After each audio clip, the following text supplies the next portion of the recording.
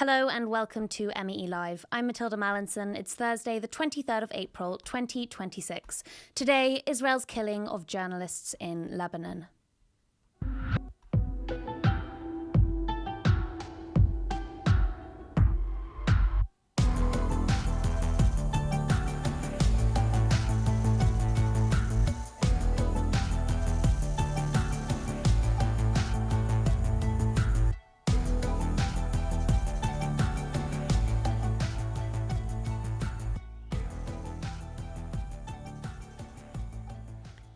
Today, Israel killed one journalist and wounded another in Lebanon in what has been described as a targeted attack by officials. This is despite a US-backed ceasefire which was announced last week. 43-year-old reporter Amal Khalil was killed in the town of al-Tayri while covering the aftermath of earlier Israeli attacks. Freelance photographer Zeinab Faraj was wounded.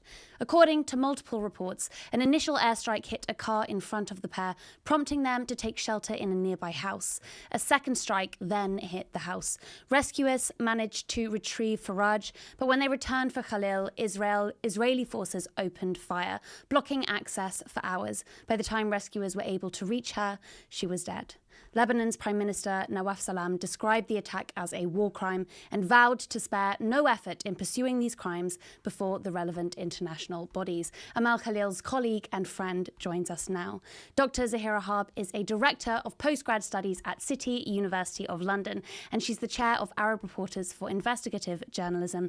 Zahira, thank you for coming on what I know is probably a very sad day for you. Tell us a bit about the Amal that you remember.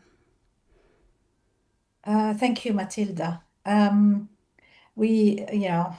personally and many of Amal friends and colleagues, and of course her family, we were shocked, we were saddened. There was a huge disbelief. It was basically 7. Social media was full with calls and prayers for Amal's safety. Amal's family and colleagues heard from her after the first hit on the car in front of her car, that she is safe and that there was another Israeli strike, as you mentioned, that hit her car. And that she was sheltering in a nearby house, waiting for the Lebanese army to come and rescue her and Zeinab Faraj. Amal is a very gentle soul. She loved animals. You could see lots of videos from her reporting in the south during the latest atrocities and the previous war in 2024, where she basically is rescuing animals and sometimes going into abandoned restaurants, trying to find food in abandoned, refrigerators to get some to the animals who are, scattered in the area. I met her I knew her work before, but I met her personally in 2020 when I organized workshops with Lebanese journalists on hate speech in Lebanese journalism. And Amal was one of the first journalists who responded quickly to my request and joined the workshops. She's always tried to, make sure that she is updating her professional skills. She had high values in the way that she conducts her journalism. She was one of the people that I was waiting, because she was a very trusted source for me on what is happening in South Lebanon. Amal is someone who also cared about her fellow journalists. So she would kind of sometimes contact me and and consult about situation with a common colleague. How can we help? How can we support? So she always had the welfare and well-being of her fellow journalists in mind all the time. She loved South Lebanon. Everyone that worked with Amal in the South during the latest attacks, speak about how much she was of help to them. She wasn't just someone who cares about her own, information or material. She would share information, contacts with other journalists in order to facilitate their work in the south of Lebanon. She's going to be very missed. As I'm telling you, yesterday was a very difficult day for all of us. It's just the level of despair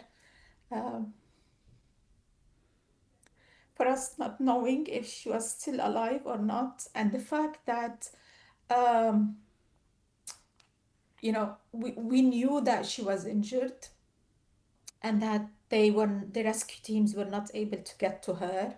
It's those last 4 hours that everyone even though we knew that with every minute the possibility of her being alive is just being taken from her and from us, but we were hoping till we got the confirmed news after I don't know how many of the calls that were made by several international organizations, by the presidency office, the prime minister office, the different journalists unions and organizations in Lebanon, with the UN, with the UN peace forces in South Lebanon, and also the American embassy in Beirut. But the Israeli army was not actually listening to any of that, and they kept targeting anyone who was trying to get into the area where Amal was being besieged and held. Thank you, Zahira. Now, as you've just quite clearly described, this did appear to be a targeted attack. Israeli forces prevented rescuers from reaching Amal for hours. Amal also said that she received death threats on her life, including from Israeli soldiers.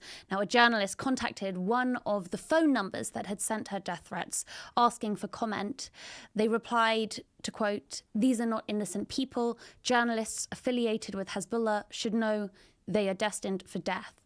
Zahira, how did we get here? It basically it's we've witnessed it in Gaza. There's over 250 journalists who've been killed, and the excuse has always been they are affiliated to a so-called terrorist organizations. And it's just the level of impunity that the Israeli army has been working with, and the fact that no one was able to basically be held accountable for the killing of journalists. Look what happened with Shireen Abu Akleh. Shireen Abu Akleh was one of the icons, for instance, Amal, looked up to. Again, the killing of journalists in Gaza, and every time a journalist, get murdered and targeted by Israeli forces, the excuse would be that they are affiliated to such organization or another. Um, it's we should really, and again, that's one of the questions that I kept asking, like, what are we going to do now? Okay, so we've already lost 11 journalists in Lebanon. We've lost 250 in Gaza, and there are other journalists who are going to be next. So what are we going to do now in order to stop this? To stop this bloodshed, to stop this targeting of journalists, to basically stop the perpetrator from making sure that the truth doesn't come out.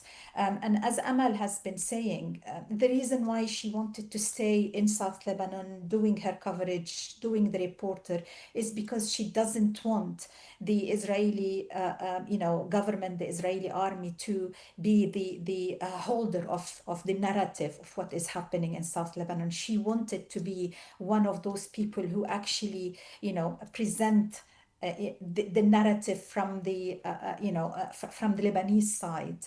And that's what the Israeli establishment, the Israeli army doesn't want the journalists to be doing. I think we really need now to do something. And doing something means that we need to stop this impunity that has been, just hovering over our heads, over journalists' heads in the region, making sure that voices like Amal does not actually end up the same way Amal ended up, under the I rubble. want to dive into this point a bit because this excuse given for the killing of journalists, this excuse of affiliation, this isn't just coming from Israel. It is widely included in Western media reports of these deaths. A few weeks ago, I was reading about Israeli killing of Lebanese journalists in The Week. For each murdered journalist, this British news magazine chose to state that they were working for a Hezbollah-affiliated outlet. We see here Ali Shwaib, a reporter for the Hezbollah-affiliated channel Al-Manar, or Fatima Ftuni and her brother Mohammed, a cameraman, both of whom worked for pro-Hezbollah outlet Al-Mayadeen.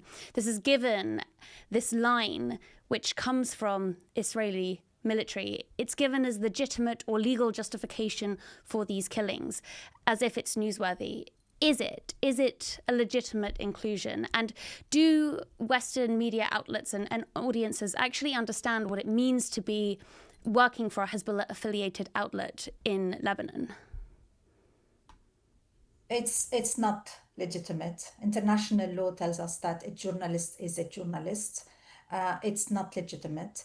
And it is against international humanitarian law, full stop.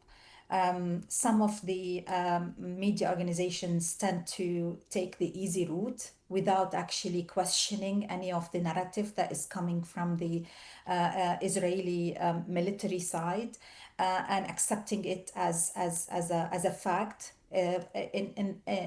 which in reality is not a fact. It's actually a deviation from truth and from being factual.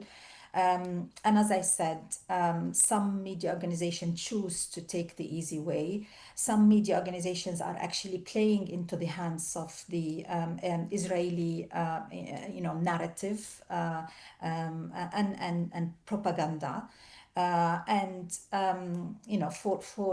For different reasons. What we say is a journalist is a journalist, targeting journalists who are actually, in the middle of their work, reporting, wearing the press vest, is a crime, and that's what international humanitarian law tells us. And that is the fact, and that is what we really need as journalists to stick to, because if we keep accepting narratives that is making us doubt what journalists are for, and who are journalists and who are not, who is not a journalist, then it will take us into a territory where dividing us make it easier for us to be targeted and eliminated. And that's what has been happening in Gaza, and that's what has been happening in South Lebanon. Zahira, you teach journalism. You train students to become international reporters. You actually taught me. But the world has changed since I was your student. The past 2 years have been the deadliest on record for journalists, according to the Committee to Protect Journalists. The overwhelming majority of those killed were killed by Israel. How do you feel about the world you're sending students into today? Do you feel that it is becoming more dangerous for journalists? Sure, it is becoming more dangerous. Since even before the kind of like hype of numbers of journalists targeted and intentionally killed in the last couple of years, I always tell my students that you shouldn't be the story. You should always try to make sure that your life is more important than the story. And I'm sure that I told you this, Matilda, at some point. Your life is more important than the story. And Amal, knew that, and Amal was very careful. but and I think everything that she did yesterday actually works within the handbook of how to stay safe. But how do you stay safe when a machinery of killing is out of reach? Like, what do you do? How can you protect yourself in this circumstances? I think one of the points that the Lebanese journalists across social media has been talking about yesterday is how by murdering Amal, they are trying to tell other journalists to stop from reporting. And that is the aim of these kind of atrocities against journalists. And that's what we have seen, not just the kind of crimes against journalists committed by Israel, but also by other authoritarian regimes around the globe. It's this idea of like, if I kill one, the others will be taught a lesson. And I think this is what has been repeated over and over and over again. There has been lots of statements and points shared with different friends and journalists who work closely with Amal in South Lebanon, to say that this will not stop us. Again, we keep telling them, stay safe. You know how many times I think probably like 3-4 times I told Amal, just be careful, be safe, be careful, be safe. And she was really taking care and making sure that she's doing things that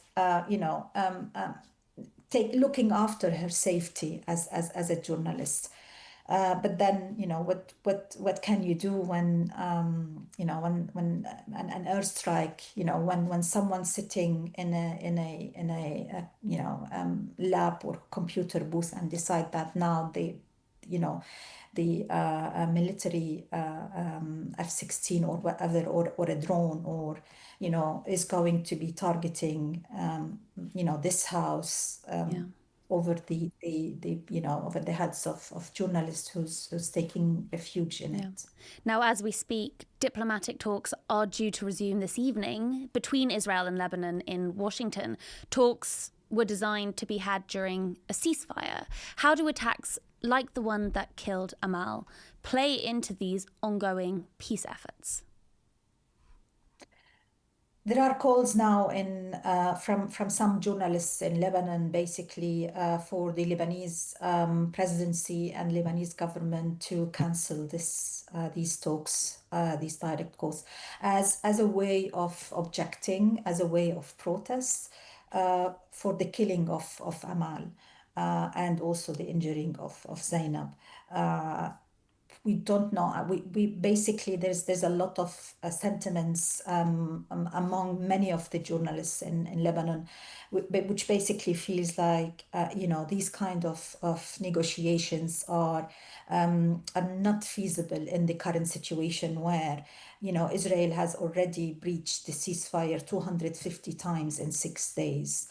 And the question has been, on what basis are we actually continuing these negotiations? So that there is a sentiment of rejection, but still, I think the meetings will go ahead. We hope, journalists in Lebanon at least hope that they don't. But all signs is signaling that it's going to happen. Zahira Harb, thank you so much for your time today and for your memory of Amal Khalil. And to everyone watching, thank you for tuning in. Make sure you're following us on social media at Middle East Eye. You can email meelive@middleeasteye.net. Hit subscribe to stay on top of all our coverage.